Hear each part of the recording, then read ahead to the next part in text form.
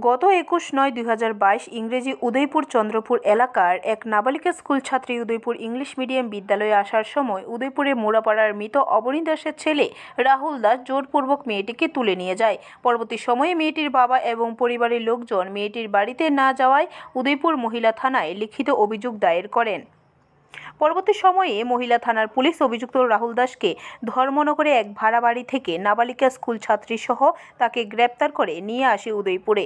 দীর্ঘদিন শুনানির পর আদালতে এই মামলার ঘোষণা করা হয় বুধবার।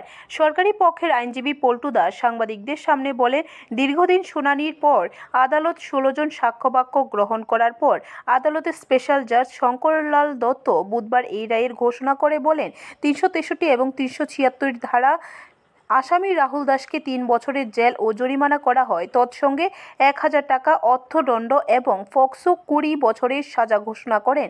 তৎসঙ্গে 5000 টাকা জরিমানা অনাদায়ে 1 বছরের জেল ঘোষণা করেন বলে জানান সরকারি দায়িত্বপ্রাপ্ত পিপি পল্টু দাস। তিনি আরও বলেন, যেদিন এই নাবালিকা স্কুল ছাত্রীকে অপহরণ করা হয় সেই দিন রাহুল দাসের সঙ্গে তার এই বোন, মামা এবং এক বন্ধু জড়িত ছিল, কিন্তু প্রমাণের অভাবে তাদেরকে ছাড় দেওয়া হয়েছে বলে জানান।